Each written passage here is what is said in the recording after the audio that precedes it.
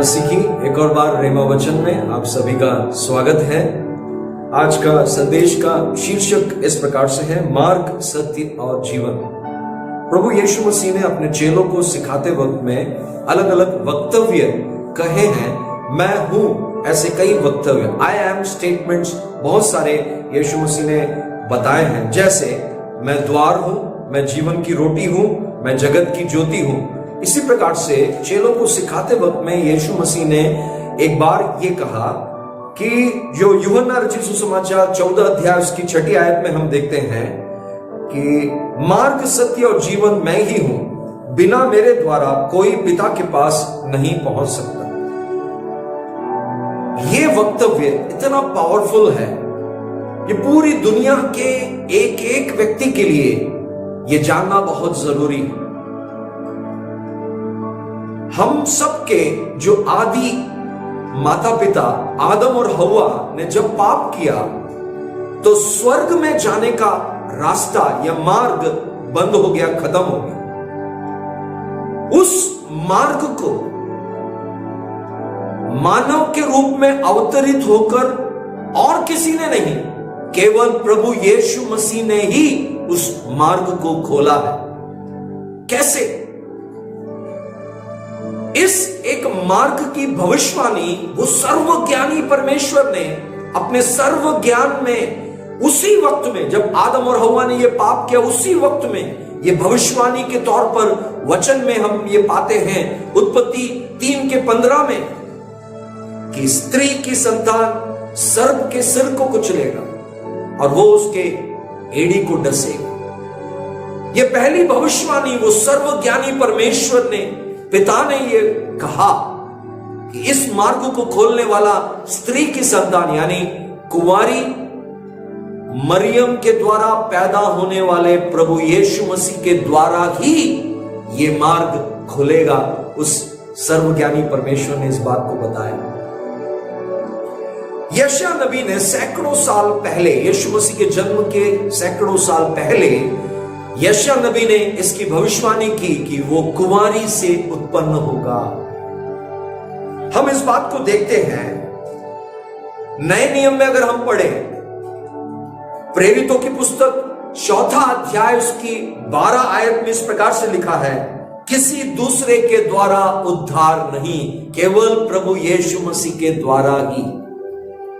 काल्वरी क्रूस पर यीशु मसीह ने वो जो बलिदान दिया है, पूरी मानव जाति के पापों के शुद्धिकरण के लिए अपना पवित्र लहू यीशु ने बहाया और पूरी मानव जाति के लोगों के लिए उन्होंने वो पापों से शुद्ध कर दिया है। तीसरे दिन जब वो जी उठे, पूरे संसार के लोगों ने इस बात को जान लिया कि यीशु मसीह ही परमेश्वर का पुत्र है। उन्होंने साबित कर कर उस मार्ग को पूरी मानव जाति के लिए खोल दिया है। मेरे प्रिय, आपके लिए भी खोल दिया है। यदि आप विश्वास करेंगे तो मार्ग खुल गया।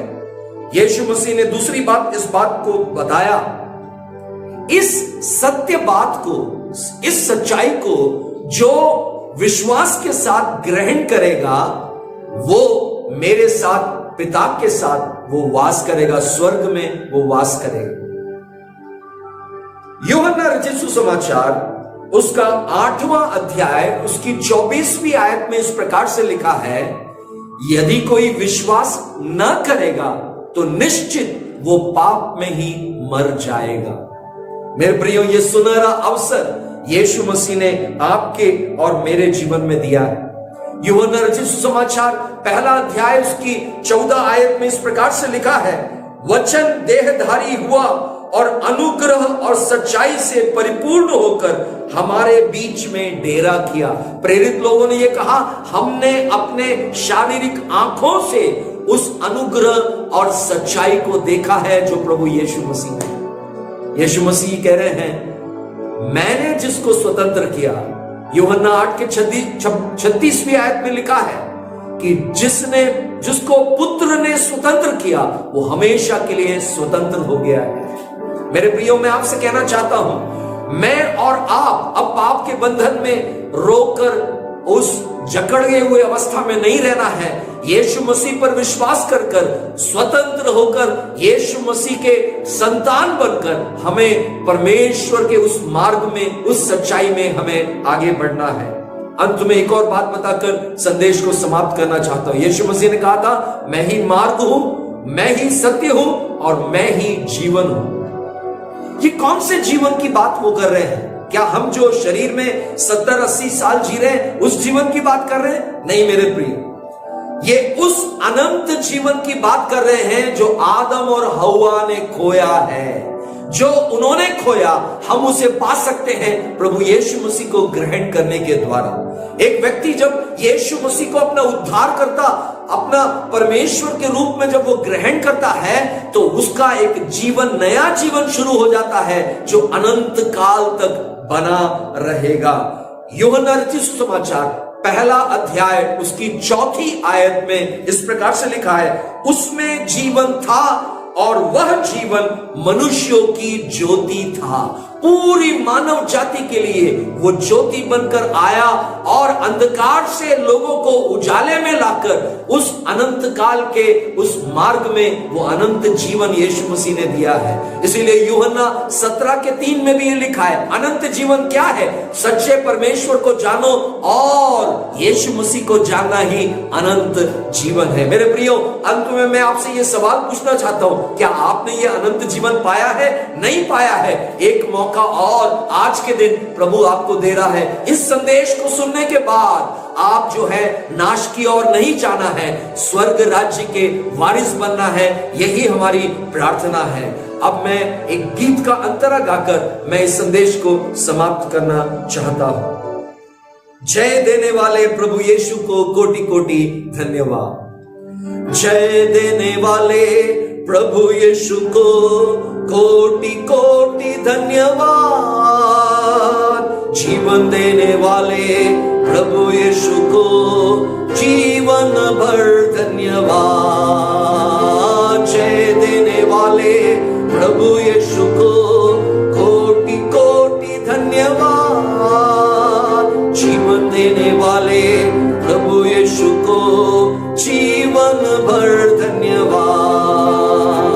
हालेलुया हालेलुया गाएंगे, आत्मा से भरकर नाचेंगे।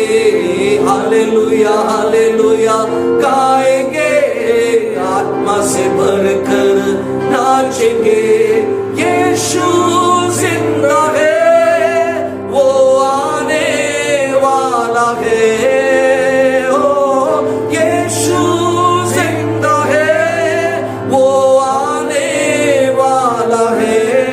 यीशु मसीह जब आएंगे, क्या आप तैयार हैं? नहीं तैयार हैं तो आज एक मौका और प्रभु आपको दे रहा है। यीशु ही मार्ग है, यीशु ही सच्चाई है, यीशु ही वो अनंत जीवन आपको दे सकता है। कोई तपस्या करने से या भक्ति करने के मार्ग के द्वारा या कर्म के मार्ग के द्वारा नहीं, यीशु ने स्पष्ट इस बात को बताया, बिना मेरे द्वारा कोई भी स्वर्ग राज्य का वारिस नहीं बन सकता, कोई भी पिता के पास नहीं पहुंच सकता। केवल प्रभु यीशु ही वो मार्ग है। इस सच्चाई को आप जाने और माने, यही मेरी आपसे ख्वाहिश है। और मैं ये जानता हूं भारत की कलीसिया जाग रही है। मेरी ये प्रार्थना है, प्रभु भोपाल शहर के लोग बचने चाहिए, मध्य प्रदेश के लोग बचने चाहिए, भारत के 28 राज्य और 9 यूनियन टेरिटरीज के लोग बचने चाहिए। 7 भूखंडों में इस संदेश को लेकर हर एक भारतवासी पूरे 7 भूखंडों में जाकर इस प्रेम के संदेश को सुनाना है। यीशु का आगमन निकट है। आप तैयार हैं क्या? एक और बार ये आह्वान आपसे मैं करना चाहता हूं। प्रभु आपको आशीष दे। God bless you. आमीन।